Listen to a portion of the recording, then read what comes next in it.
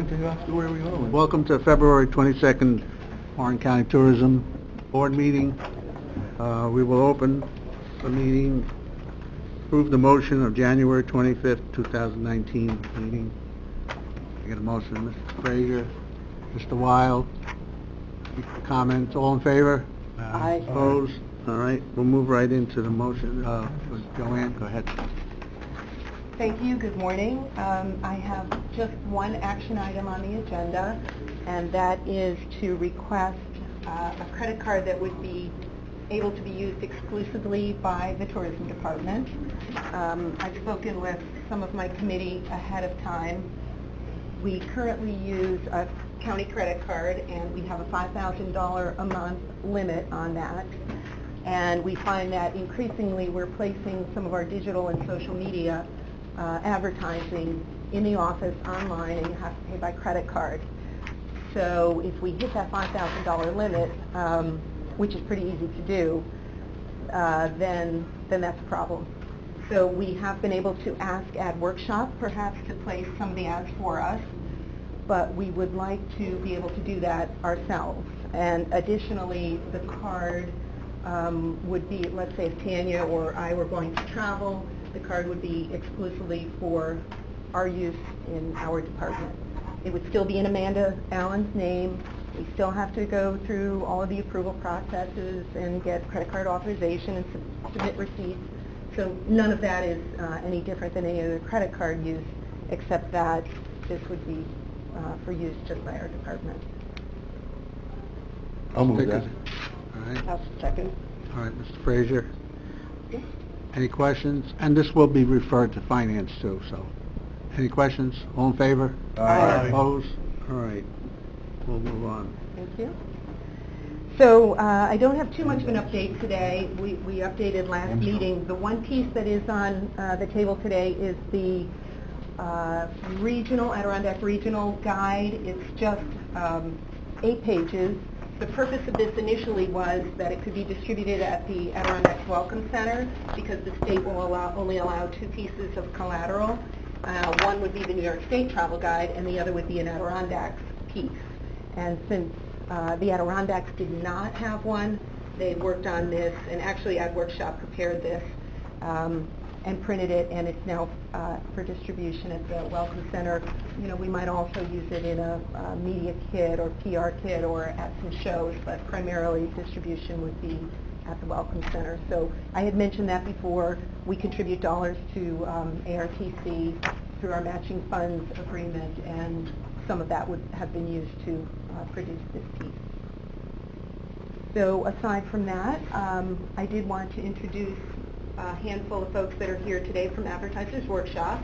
We have an agreement with Ad Workshop to place all of our media, as well as they created and they maintain our website.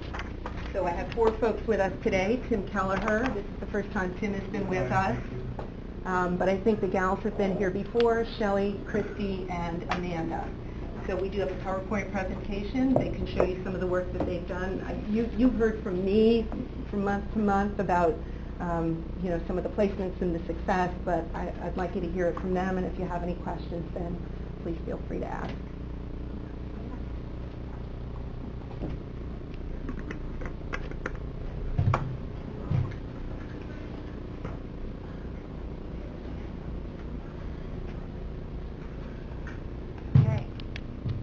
I am Amanda Bergio. I am the account executive for Ad Workshop, and I manage the relationship between Ad Workshop and Warren County Tourism. So this is day-to-day communication. If an issue arises and they need our help, or you know, if some of our tactics are changing, we're just in constant communication about these things. So, oh, where'd we go? So feel free to stop me at any time if you have any questions. So an overview, what we manage. So as Joanne stated, we manage the paid media or paid advertising for Warren County Tourism. We manage an SEO campaign where we use keyword research to improve the organic search results for the Lake George area, as well as we manage the website. So these services are all a cohesive strategy where we are constantly working together and we're collaborating, and we're using data that we pull from one service to inform our planning for another. So I will get into an example of how that works on the next slide, but our goals are primarily brand awareness, so ultimately driving people to the website. We're hoping to elevate and position Lake George as a place to visit during all seasons. So of course summer is our busy season, but every season we should be capturing that audience and showing them all that the area has to offer. So we focus on key tactics and channels that offer the greatest return during a traveler's decision-making process. We want them to ultimately get to the area and experience everything that we have to offer. So today we're going to go through these tactics of our different placements, explaining how they work, showcasing some of the success we've had, as well as some visual examples so you can really understand the ad formats and how they're placed. So this past year we launched 2 seasonal landing pages for fall and winter. So I don't know if you guys have had the chance to check these out, but they're super interactive, filled with great content. The keyword research that we do within the SEO program informs then how we plan our advertising. So if we are, seeing a lot of people search for a specific activity or a specific event that they may be interested in, we'll be sure to target that within our advertising campaign. So each page has a lot of content related to experience, events, lodging, and more. And then specifically for the fall landing page that we created from September to December, we had almost 30,000 page views, and 5,000 of these were attributed to organic, which basically means not advertised. So this is just organic search results within search engines. And this is a 345% increase year over year since the fall page results in 2017. So we have some great success here, and we plan to continue to utilize these pages in the years to come.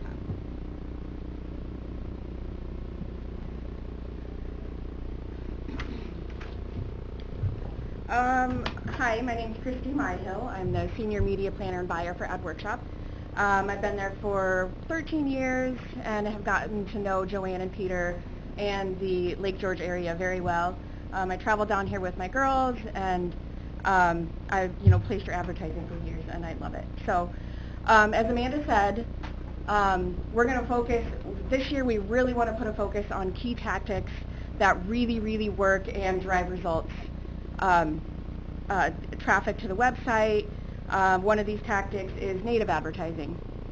So what native advertising is, it integrates branded content meaning an ad that has your logo, your brand name, and it puts that information onto websites where it doesn't really look like an ad. So they're on a website, it looks like it's part of the website, that it's natural to the website. So they conform to the look and the feel of the other content on the site, and sometimes they're referred to as sponsored stories. So the 2 examples here, we ran last summer, Plan Your Lake George Area Vacation Today. That was a early push to get people to start planning their vacation.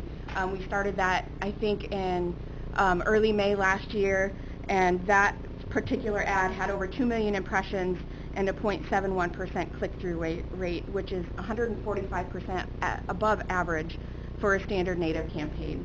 And the time on site for that particular ad was 1.5 minutes. So that's great. People were on your site reading that article on what they need to do to plan their Lake George area vacation. And then the fall getaway, we always use really great imagery, and we send them back to the fall page on visitlakegeorge.com.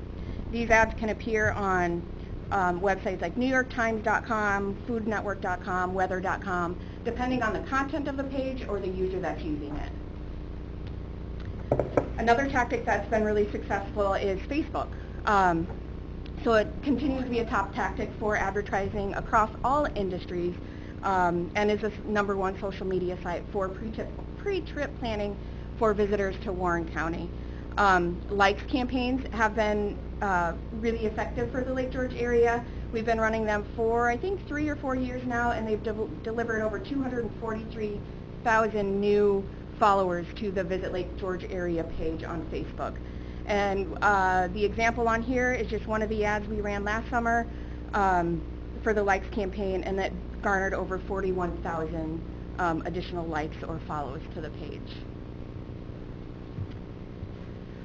On to Instagram. So Instagram is owned by Facebook, so any placement that we run on Facebook automatically runs on Instagram as well. So it runs the same creative, the same targeting that we use for Facebook, the demo, the age, the geography, all of that good stuff. So running ads on Instagram will help the organic reach of that platform as well as running them on Facebook. And the particular ad here is a shopping ad that we ran, and it is in French, and when we run the French ads in Canada, the French Canadians absolutely appreciate that it's in French. So it works really well. Another paid social tactic that we haven't used yet, but we're going to use this year, is Snapchat. So Snapchat offers a ton of different types of ad formats, but we'll be utilizing Snap ads, which are mobile video ads. Video in general is top of mind for a bunch of advertisers and users right now, but mobile video specifically is really popular. Excuse me. So the Snap ads have a high swipe up rate, meaning when somebody sees the video, they swipe the video up and it goes to the landing page of that particular advertiser. That swipe up rate is 5 times higher than any other click-through rate for comparable social platforms, meaning Instagram or Facebook. And then Snapchat users are expected to reach over 90 million individuals this year, which is 27% of the population of the United States, and that's a big chunk of people. And then 40% of those users fall within our 25 to 65 age group, which falls in line with our target audience of who we are trying to reach. Programmatic advertising. So this is buying web banners across the internet. It replaced the traditional way of me going to an ad network saying, hey, I want to place inventory on this site, and then they send back a proposal. This allows me to run the campaign in-house, and I specifically run these campaigns as well as plan them.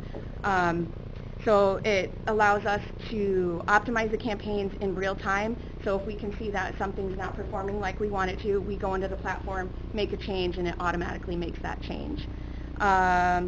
We run programmatic advertising behaviorally, contextually, and geographically. Geographically is just targeting the specific location that we want to target, the New York City DMA, Albany, Syracuse, whatever DMA we want.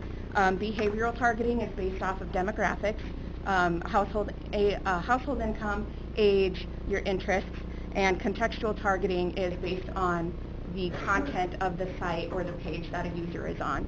So if they're on a travel site, they may get our travel ads. If it's a user who is, a 35-year-old who has an interest in travel, they may get their ad on a site that's not really relevant to the topic, but it's relevant to that person. And in the summer of last year, programmatic, we can run several different types of ad groups within the programmatic campaign. Connected TV, display, pre-roll, and geofencing. Those are all different types of programmatic advertising. They served over 2 million impressions, delivered 3,700 clicks, and click-through rates being above industry average for all of them. The highest of those being the behavioral ad group, meaning we're buying the right people. We're buying the right data from the providers who are giving it to us. So that fell at 160% above average. So behavioral targeting is becoming more popular rather than the contextual targeting, which we make optimizations to either say we run a behavioral campaign and not the contextual campaign, or we just A/B test them and see which one is working better. And I had spoken about geofencing, which we'll have another slide for. Geofencing is targeting right down to a specific address. So I could target the Saratoga racetrack, which I'll get into later. I can target beaches. I can target your house. I can, as long as there's a physical address and I plug it into my platform and it recognizes that address, I can target it. So it works really, really well, depending on what your content is. On to connected TV. So you'll hear connected TV in lots of different names. Advanced TV, TV everywhere, over the top, or also called OTT. So these connected TV spots are bought programmatically or vendor direct. I can run a campaign in-house, or I can go to Spectrum and purchase connected TV spots. Inventory can be served on devices such as Apple TV, Roku, Amazon Fire, and others, which are all commonly found on smart TVs and mobile devices and desktops. And impressions are delivered through apps such as Hulu, Crackle, DirecTV, ESPN, NBC, et cetera, et cetera. I know a lot of individuals use the Spectrum News app just to watch the Spectrum News. They get it on their phone, they get it on their smart TV, and it's like a traditional commercial that you see on TV if you're watching live news. It just appears at a specific break within the programming that you're watching. So connected TV is a growing digital component to, or a complement to, traditional TV or linear TV. And we're reaching an audience that otherwise wouldn't be reached through broadcast or cable buys. So we're reaching cord cutters, people who are leaving cable and just using their mobile devices and smart TVs to view video. We've reached over 182 million in the U.S. Our connected TV users reached over 182 million users in the U.S. in 2018, and it's predicted to reach over 204 million by 2022, which is 60% of the U.S. population. And a little bit more on connected TV and traditional TV. We're not getting rid of traditional TV. It's still useful. The highest rated programming on traditional TV is your local news, so we will be running on local news stations in all the markets that we are running in. One of the benefits of connected TV are the stats that we get behind or after the buy is over. It'll show us when the impressions are served, either by day of week or by day part, meaning the time of day. So just for this example here, you can see that it was pretty average across the board for the impressions served by over the day, but Tuesday just happened to be a little bit higher. And then if you look at the day part, a lot of people are watching them during the day. 28% of the impressions were served during the day. So I'm assuming we're reaching our stay-at-home moms who are at home taking care of their children, who happen to be one of our target demographics. It'll tell you the networks that people are watching. So MSNBC, Spectrum News, the Cartoon Network, USA. Those are just some of the top 10 networks that ran this particular connected TV buy. And then it also shows the impressions that delivered by the device type that somebody's using. An Android device, an Apple device, Apple TV, Chromecast, desktop. It just goes down into spots are even delivered via Xbox or PlayStation. Not meaning while somebody's playing a game, but you can download the Discovery app, the Spectrum News app, all of those apps onto your Xbox or PlayStation, and if somebody's watching something on demand, the spots are delivered via those devices. Connected TV is super popular right now. We're going to be putting a pretty big emphasis on this summer. Geofencing, so I touched on this a little bit. This allows us to target a specific location or event. Inventory is served mobile in-app, meaning if they're playing Words with Friends, if they're on the Discovery app, if they're on any specific app that serves inventory to them. Last year we geofenced the Saratoga racetrack. If you've ever been to the races, you know there's a little bit of time between every race. Allows people time to sit down, look at their phone, go make their bets, whatever. But if they're playing, like I said, Words with Friends on their mobile device, impressions are served at that time.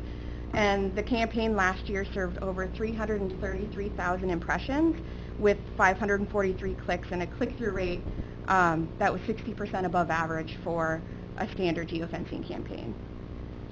So we've found that any geofencing campaign that we've run for Lake George area has been super successful. One summer we targeted specific beaches in New Jersey, and people who were lying on the beach playing on their cell phone were served ads and clicking on them, so it worked. And we do plan to do that again this coming year for the entire track season. Yep. Paid search, also known as Google AdWords, but now Google Ads. continues to be an industry-leading tactic for conversions and excels in reaching an extremely relevant audience. It's reaching people who are already searching the internet or searching Google for info on the Lake George area. So we also run this campaign in-house. We optimize the campaign, optimizing the keywords, the bidding strategies, and ad copy to get the most out of the dollars that we're spending per click. And in addition to our own in-platform optimizations, we utilize SEO data from the search team to kind of work together to find the words where they're finding the most traffic and putting them into our paid campaign. We use third-party tools for that stuff, trending topics, on-site elements, and competitive ad copy analysis. Some of the keywords that we run across the board for summer, for winter, for everything, Lake George events, events in Lake George, shopping Lake George, and we use different variations of those ads or those keywords for all the campaigns. And then on to YouTube. So YouTube pretty much functions the same way as Google Ads, except the video ads are shown. We use 3 different types of ads. In-stream, which are the pre-roll ads. If you're on YouTube and you go to search for a video and you get an ad before that video, those are pre-roll videos. In-display ads, so that's recommended content that appears to the side of whatever video you're watching. So they have your data, they know that you're interested in travel or you're watching another travel video, so they'll serve you that ad. And in-search ads, so if you search for the Lake George area in YouTube, you'll get a paid response that comes up for Lake George area. This tactic has proven successful for shopping specifically, but we're going to use some of the new seasonal travel videos for YouTube this year. Retargeting. Retargeting is it allows a brand to communicate your message after a user who has already been on your website. There's a little graphic here. There's a user, visits your site. He leaves your site. Before he leaves your site, he's on your, we place a cookie. It's a tracking cookie. They leave your site, go to another site, and your ad will appear on that website. So a lot of you know Amazon. Amazon's the #1 retargeter out there. You search for an item, you put it in your cart, you leave the site without purchasing it, and go to another site, and all of a sudden that item is shown to you in an ad, and it works. Only you have to have a goal that you want to use for retargeting. It could either be time on site, it could be a travel pack download, purchase, an email sign up, and once you've identified that goal, and you just optimize towards people reaching that goal. And it helps keep the Lake George area top of mind for users after they've already been to your site. Another new tactic that we're using this year is location-based advertising. It's pretty much the same as geofencing, but we have new third-party technology where we can track the number of actual visits to the Lake George area from people who have viewed your ad, say coming from the New York City DMA, the Albany DMA. So if they were served your ad and then came into the Lake George area, we can track those visitors. The information from these users can be saved, and it allows us to use that audience over multiple campaigns and multiple times. So we can say, track people who are here during the summer and serve them an ad later for coming up in the fall. I'm pretty excited about this technology, and I really hope it works because it would be something that's pretty cool, really good high return on investment. And I think that's all I've got. And if you need me to go back to any slides, I will be happy to do that. Any questions? Dennis, I see your hand up. Oh, the videos. Yep. I've been at this a long time. It's always been very frustrating when you spend money on ads, put them in your little books, send thousands of books out, and you always get the same question, well, how many people are responding? This is unbelievable. I know there's a lot more to it and things that you haven't touched on, but to have all this available data and really work your ads so you're getting so much more for what you've invested is incredible. It really is. You guys have done a great job. Thank you very much. Anybody else have any questions? Mr. Wild? Yeah, just a question. What's our current budget for this? What do we, $6 for each click? It's cash. I'm just curious. I mean, I'd No, like we to understand what we're buying. We have $1 million in a budget for Advertisers Workshop. That is not the website. Last year it was $850,000 was the cap that we spent. But that is all of these many things. So it's broadcast television, it's, the digital, it's social media. There were 9 different channels in this discussion. So, just to follow up, how do we gauge whether this $1 million we're spending is getting us the best return? This is Octax money, right? Well, that's what she was showing. Oh, no, she showed me a bunch of data, but I don't really know what it means. I'm curious about the last slide that she showed with that, Google knows everything about us, right? But I'm just curious, how do we evaluate whether we're getting the return we expect? Well, I don't know how to do that, We but... got a bonus $120,000 in Octax for the last quarter. $65,000. $165,000. More people. I mean, that's what we try to do. I mean, I don't debate it with you all the time, but I mean, it's hard to track it. But when you see your Octax, like last year, went up $165,000 over the year before, shows you something. And it we don't know what that says, excuse me, though, Mr. Chairman, but I don't really know what that means. Is it inflation? Is it, what is it? And I guess I'm just looking to understand where we're going with something different, right? There's some different stuff here, but, when I see 2 million views and a 0.71% click-through rate, well, that's 14,000, maybe 1,400. I can't remember exactly what the numbers were on my thing, but what does it cost us for that, and what are we getting in return? I know it's important that the message is out there. Lake George is here. We want you guys to come and visit, but it's $1 million. It's $1 million. You're never going to get a specific answer to that, ever. So let's stop and take the $1 million and do something else and see what the results are. That's why you're not on my committee.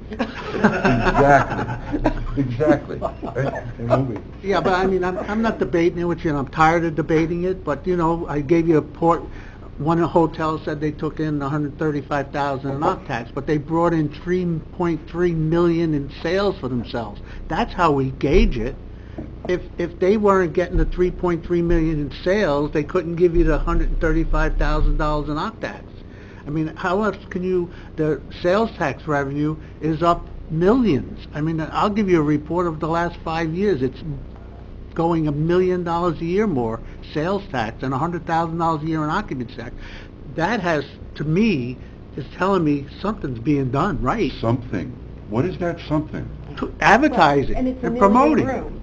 So at last month's meeting, and I do typically report on the STR report, which we know is just hotel properties that subscribe, and there are day trippers and there are campers.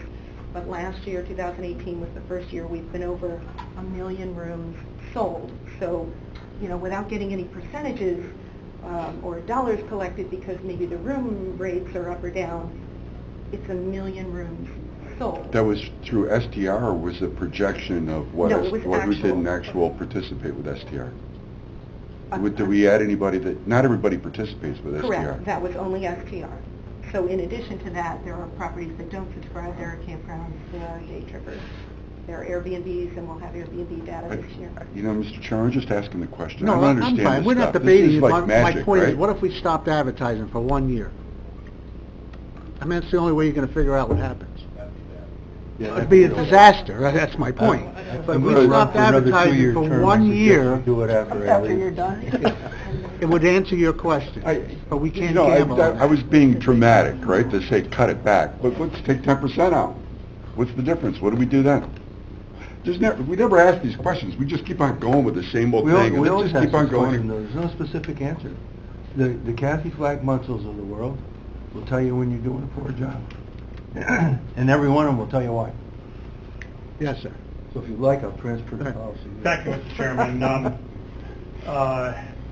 I'm a proud graduate of Boston University School of Public Communications. I studied advertising, although I didn't study any of the advertising that these ladies presented today. It was a few years ago. A lot of our discussion in class was how do you measure the results of your advertising dollars. Last month, Super Bowl was advertisers were spending millions of dollars on 30-second spots. How do they see the the results of their monies? They do. They have professionals who can track that, and I think that's what we're doing here. My only comment is, and again, I was born during the first administration of Eisenhower. I still have a lot of friends who still prefer paper documents when they stop at locations like Visitors Bureau. They prefer to grab something, so I'm glad that we do have some stuff promoting the Adirondack Park region in Warren County there. But as long as we're complementing paper documents with the going trend, and I'm guessing that it's probably 90% plus depend on social media and apps and all those types of things now to get their information. But there is still a population of individuals, gray hairs like myself, who still prefer to if they're riding shotgun to read about what I'm going to experience within the next hour or that weekend. So I think it's a good investment, and I commend the relationship that the county has with this organization. All right, any other comment? I'll open to the public real quick because I don't want to go over my time. I think his hand was up first. Go ahead. I make a suggestion to anybody that's interested, whether you think the money's being spent wisely or not, and are looking for a definitive answer. Go talk to some of the people against the wall over there that are responsible, to stockholders, to owners, to millions, hundreds of millions of dollars worth of investment. They'll tell you yes it is or no it isn't, and they won't tell you why they're telling you that either, because they've got to compete among themselves. But if that isn't being spent properly, they're the ones that you're going to hear from, not somebody that says, I don't understand this, let's not do it for a year and see if it works. All right, Tina, you had your hand up. Yes, can you tell us about the cost per click? Like, so for instance, you talked about the geofencing, Yep. that was a piece of the whole overall Yep. Facebook promo. And because when you mentioned the Facebook promos showed 245,000 new followers, that was over the last 3 to 4 years? Yep. And the 41,000 was... Just last summer. Okay, for Yep. the campaign Yep. of the 243. Yep. So what's that cost per click compared to the native advertising? So, Was one better? I mean, So- so are you diverting money to a different way because of that? yeah, so when we evaluate any of the media that we run, we use eMarketer. We use industry data that tells us what the average cost per click is for a specific tactic. Facebook cost per clicks range around $1 or cost per like. We get them less than 50 cents. The Lake George area, along with one of my other clients, have always been the lowest cost per click that I've seen, because there are, specifically the Facebook ads, are so highly engaged with. So many people are engaged with the Lake George area, whether they comment on the post, they like it, they share it, they like the page. So all of our cost per clicks across every tactic have 99% of the time been below average, which is awesome. So for native advertising, the average cost per click is over $1. We get them around $1 or 95 cents-ish. So we evaluate whether or not if native advertising is working, if Facebook is working better. So we will look at all the industry research that points to what we should be doing. Some of you may have been around for on-demand viewing where it was a cost per lead. Somebody would click, you go to channel 100, you click, yes, I want to watch this video. I want the TV station to send my data to the advertiser. Cost per lead back then were $10 to $20. So these days we're seeing them for pennies on the dollar. So, but we evaluate every so often, probably once to twice a year, to see where the industry is going and how the cost per click should be. Is that connected to growing? Like, just by looking at the Yes, stats there? yes, absolutely. Nimble enough for you to divert some of those dollars Yep. during the campaign? Yep. So we'll take a look at like past campaigns. How did the Connected TV campaign do? Even just 2 years ago, even last year, there were some vendors that couldn't offer me demographic targeting for Connected TV. This year they can. So they're constantly improving. So we always look at that as well. The improvement that a specific vendor can make, an improvement that I can do on my own in the platforms that I use. Okay, so 2 more quick questions. Yep. Is there a top 10 list of hashtags through Instagram that maybe the rest of the destination should be using to leverage what you're doing, that helps to leverage that $1 million that, we're all advertising in some way, shape, or form?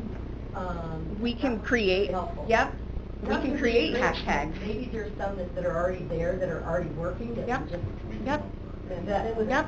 Yeah, so if that could be, that would help, we can help to promote that to everybody in the region.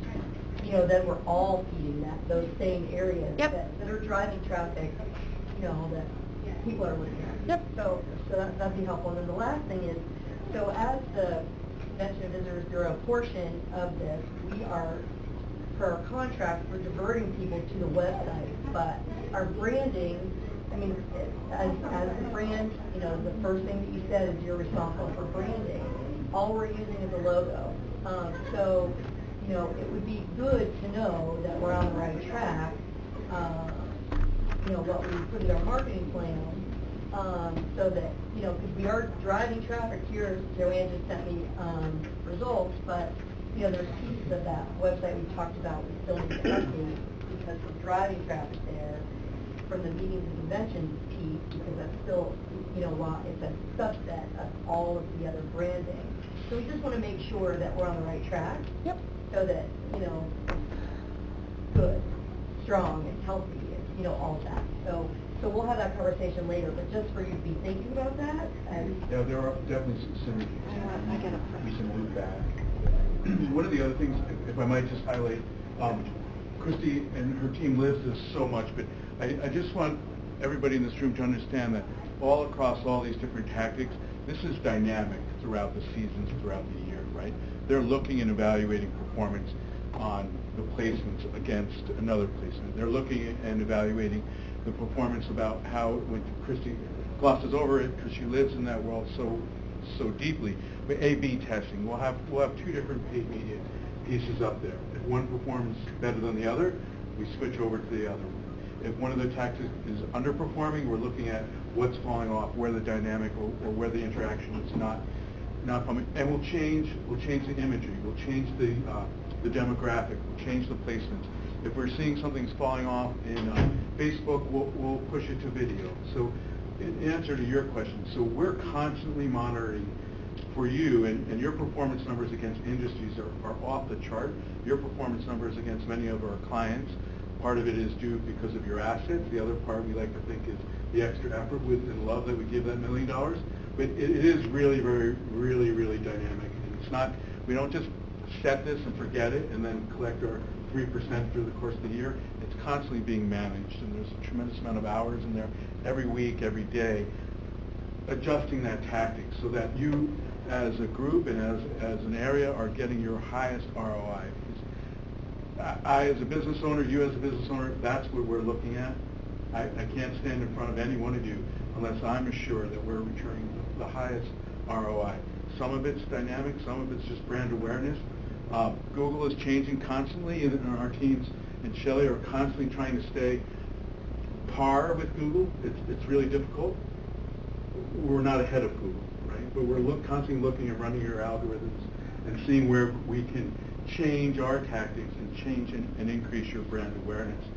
The attribution piece, because of what Google is doing, is tougher and tougher and tougher to show where, because they're jumping in front, they're using their booking services, right? So it's a constant battle. I would not want to be in this room if you stopped that flow. And so, thank you. We appreciate your business, and I just want to assure you that this stuff is incredibly technical, and it's constantly being monitored and adjusted so that that return is coming back. All right, thank you. Andrew, you had a Thank question. you for your time. It's a question for all the data heads in the room. Right. Is there any, it seems like your data goes to a certain point and then the SDR kind of picks up. Is there any way to overlay so we can see the I'm not coming up with the right word, but maybe the cyclical nature, or, I mean, it might not be precise, but is there some way to easily, without killing ourselves, that is, overlay that data? So I'll say one thing. One thing that helps us tremendously to define where we want to run are zip codes. Zip codes from hoteliers, zip codes from the boat tour company, zip codes from anybody that has visitors come to your area. I can overlay that data and I can say, oh, well, we had, just for instance, we evaluated the Boston market. 2 years ago, I think, was the first year we started running in the Boston market. They've been number 3 in website traffic for the past 5 or 6 years, but we never really thought of the Boston market because it's a little bit more of a trek to get to this area. If we compared the website analytics from the Boston market before we started running advertising there to what we did last year, I guarantee that the results have been up. Just in website traffic. I don't know about people coming to the area because I don't have zip code data from everybody that can get that data from their visitors. That's just something we don't provide. All right, any other questions from the audience? Kathy? I was going to ask about zip codes, actually. Has there been a change in the demographics of our zip codes based on the last couple of years? I know you're going more to Boston, but in connecting to your question about how do you make Smith Travel connect with this, you have to, it's basically zip codes. Yep. That's the only way you can do it. Yep. But Smith Travel doesn't get our zip codes from us. We're the ones that report to Smith Travel. So I'm wondering what you're seeing in terms of activity. We're the ones, we know what our zip codes. You know, we could do it in-house, and we do it in our company. I'm sure you guys all do it as well. So we can tell you our zip codes, but if it's not jiving, it is a good question. Well, okay, so can we get a sampling of zip code data from our local? We would be more than happy to tell you the demographics of the people that came. But then Because can we that's the overlay ROI that is with right their? for this. So we don't, when I said The answer is attribution, right, where it breaks, where it goes and it gets the booking, is not necessarily directly attributable to these pieces. The answer to your question, if you could share that data with us, we can confirm and adjust to that data. Yep. Well, that's why I asked, and what has changed in what you're getting activity-wise? Right. Are you seeing any major shifts in our zip code, the interested zip code? No, but I don't know about visitor zip codes. Okay. That's And what we're saying. website zip We codes. would welcome that data Yep. so that we could run it parallel. And if we're seeing a drop in a zip code that previously has performed well, we can adjust to that as well, right? So information that would be good as a community to know, for example, would be, are travelers in upstate New Jersey favoring the Poconos with all the investment that's gone on in the Poconos? So they used to come here, but now they're going to go and enjoy the Poconos and the activities that go on over there. So there's changing dynamics every year on what's going on here. There's nothing really static. The age of our travelers is a big variable. The millennials are here for a nanosecond. I mean, they're not necessarily locking on, I really want to do 30 years in a row in the same place. So all this data is really critical. The important stuff here is you can get it. Right. Right? And if you think about where, in my view, from speaking for the Lodging Association, so we've 4 million plus, about 25% in round numbers is going to this. This is a really measurable thing. This is something you can change in a moment. If the New Jersey coast gets a really rainy spring or summer, you can target the travelers that go to the Jersey Shore and say it's beautiful up here. Right? You go like that. So hello, Western Pennsylvania will now have a chance to come over here instead of going to So when you think about where our OCTEX goes, or the way we think about it, there's two big buckets. One is this kind of stuff that is really dynamic and has a growing power because of the data. And here, just the number of options, well, I don't even know how you keep up with it, right? I mean, there were 9 of them. So, Yeah. which one's the best one? I mean, we give you the other is we sponsor That's what- events. So which one, and those are two different tactics. Is our balance right? Do we have more over here and less over there? What's the more impactful thing to do? It may be a time of the year thing, that money flows in certain directions because of time of year. So, a question would be, when do we start to really turn up the burners on summer's coming? Somewhere in there, somebody in New Jersey has to start thinking summer, or on Long Island has to start thinking summer. And we need to be, and now is the answer. It's not May or June. So we have a really cool tool here, and we have powerful uses of a lot of occupancy tax. $4 million is a lot of money that you can burn through really fast. And so I think the question for the committees is, where's the power? Where do we get the most bang? All right, I don't want to cut you off, but One we have more. a lot of people. One more quick. We have a lot of people in the hallway. Yeah. And my report, wait a minute, let me finish. We're going to go to every 3 months, these meetings, and strictly have a meeting for tourism, so we can stay here for 5 hours. It's tough to keep people standing in the hallway for hours and hours, and so... It's a technical question for the, All right, ask the the question. advertising Yeah. people, please, Okay. if you don't mind. And I'm just curious, I'm trying to put the pieces together. You're talking about cookies and Google and everything else and click-through. So is there any way to track, or Google can help us track, the click-through to a reservation? Because if they're doing a reservation online, there should be some kind of cookie that kind of gets attached there also. And can we pull this together, or we can have somebody help us pull this together to say, here's the connection, and now I can say, hey, I've got an ROI on my click-throughs.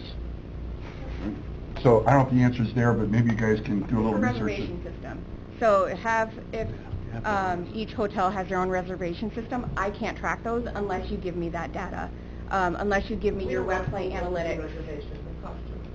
No, but that's not my intent. Can we find someone to help us look at your reservation system, that reservation system, another reservation system, and start pooling this so that we can get more data? Data's going to make the... talk to you about that. Data's the one that's going to make the determination about whether the mix is right, as Mr. Dietrich makes.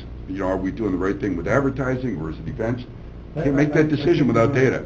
Get that with your zip code. Yeah, That's the only way, that's the zip code. Be less specific, but it'll be specific. But also, to answer your question, in my opinion, is I'm a little business guy in the tourism. I don't report to all these things. So unless you get everybody reporting their data of zip codes, it's tough to calculate. It really is. I don't report to any of these lodging. Discount SDR. Huh? So we don't pay attention to SDR then? Well, I pay attention to it, but I don't get involved in it. So there's hundreds and hundreds of places in Warren County that don't get involved in giving up data. It's the big guys that do it, but a lot of the little guys don't do it. So it's tough to catch. There's So- one aspect of our website, if you are on a lodging page and you do have direct booking through your property, which most of the larger properties have, there's a Book Now button. And we do have tracking through Google Analytics, how many people click the Book Now button. And I can print out each of the individual properties and see how many people are going there. Whether they ultimately book that room or not, I don't know that. But that we did look into. We had an RFP out for a reservation system that would be on our website, and 0 vendors responded to that, so that didn't move forward. There All were right. 2 videos we were going to show the committee, but I know time is running short, so I'll send you links to those videos. Okay. Thank you. All right, thank you all for coming, and like I say, starting, I think, in the next 2 months, we're going to go to just one meeting of tourism and OPTAX on one day every 2 or 3 months, so we could spend all day if we had it. But it's tough to have people stand out in the hallway, especially department heads that have to get back to work, so. Just one quick thing, Yeah, Gene. okay. I've been very impressed with This is some of the good. print material out of the tourism department, the little booklet you have with Oh, the yeah, that was- interchangeable. the group tour. Yeah, that was Excellent. last. All right, a motion adjourned. So, Mr. Dixon, Ms. Fraser, all in favor? Aye. We're adjourned. Thank you all. Just-